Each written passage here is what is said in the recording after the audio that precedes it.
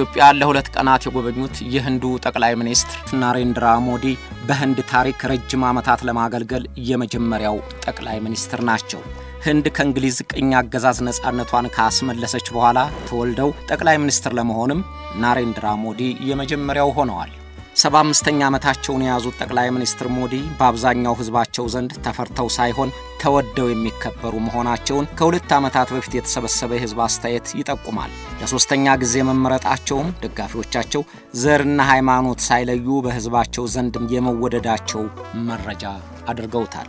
በህንድ የመሪነቱን ስልጣን ለረጅም ጊዜ ይዞ ከቆየውና የኢንዲራ ጋንዲ ፓርቲ ከሆነው ኮንግረስ ፓርቲ ውጪ የሌላ ፓርቲ አባል ሆኖ ጠቅላይ ሚኒስትር ለመሆንም የተቻለው የሞዲ ስብዕና ያሳደረው ስሜት ነው የሚሉም አሉ።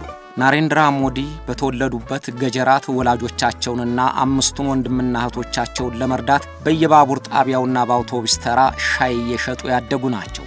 ትምህርታቸውን ሲጨርሱ በ18 ዓመታቸው የህንድን ግዛቶች ለማወቅ ጉዞ ጀመሩ። ለ2 ዓመታትም በሂማላያ ተራራ ራሳቸውን አስገልለውና መንነው ቆይተዋል። ከዚያን ጊዜ ጀምሮ ህዝብን የማገልገልና የመርዳት ስሜታቸው ጠንክሮ ተመልሰዋል። በሂንዱ እምነታቸው የጠነከሩና አሁንም ለሂንዱ ሃይማኖት እቆማለሁ ለሚለው የቢጄፒ ፓርቲ ከፍተኛ አመራር እንዲሆኑ የዚያን ጊዜው የሂማላያ ምናኔያቸው ተጽዕኖ አለው ይባላል። የህንድ ጠቅላይ ሚኒስትር ከሆኑ በኋላም የገጀራት አስተዳዳሪ በነበሩ ጊዜም በግላዊ አናኗሯቸው ብዙም አለመለወጣቸው ይነገራል። ቤት መሬትም ሆነ መኪና የሌላቸውም። ጠቅላይ ሚኒስትርነታቸው ከሚያስገኝላቸው የመኖሪያ የጥበቃና የጉዞ ወጪ ሌላ የወር ደመወዛቸውና አበላቸው ከ2500 የአሜሪካን ዶላር እንደማይበልጥ ተዘግቧል። ዋና ገቢያቸው እስካሁን ካጠራቀሙት 350,000 የአሜሪካን ዶላር የሚያገኙት ወለድ ነው። የህይወት ኢንሹራንስ የላቸውም። መበደር አይፈልጉም።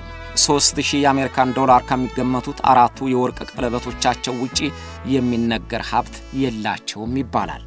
በበረራ ላይ ለአጭር ቆይታ በሚያርፉበት ሀገር እዚያው አይሮፕላን ማረፊያው መቆየት እንጂ ሆቴል ሄደው ማረፍ አይፈቅዱም። ብዙ ጊዜ ለእርሳቸው የተጋነነ ወጪ እንዳይደረግ መቆጣጠር ዋና ተግባራቸው አድርገውታልም ይባላል። አለባበሳቸው ተመሳሳይ ነው። ጠባብ ሱሪ፣ እጀ ጠባብ፣ ከላው ላይ ሴደርያ ይደርባሉ። አለባበሳቸውም እንደ ፋሽን ታይቶላቸው የሞዲ ኮት የሚል ስያሜ ተሰጥቶታል። ጠቅላይ ሚኒስትር ሞዲ ደራሲ ናቸው። ካሳተሟቸው መጽሐፍት መካከልም የግጥም ስብስቦቻቸው ይገኙበታል። የተደነቁ ገጣሚ ናቸው ይሏቸዋል። ፀሐይዋ ወጣች የምትለው ግጥማቸው በብዙዎች ዘንድ አስተዋውቃቸዋለች። ፎቶግራፍ በማንሳትም ባለሙያ ናቸው። ያነሷቸውን ፎቶግራፎች በኤግዚቢሽን በተደጋጋሚ አሳይተዋል። የማህበራዊ ሚዲያ ተጠቃሚ ናቸው። ህዝባቸውን በተለይም ወጣቶቹን ለማግኘት በኢንስታግራም እና በኤክስ ድረገጾች እየተጠቀሙ ከ1 ሚሊዮን በላይ ተከታይ አፍርተዋል። መልእክታቸውንም ያስተላልፋሉ፣ ሐሳብም ይቀበላሉ። ጠቅላይ ሚኒስትር ሞዲ በወጣትነታቸው በቤተሰብ ተጽዕኖ የመሰረቱትን ትዳር በ3 ወሩ ከተለዩት በኋላ ዳግም አላገቡም። ልጆችም የሏቸውም።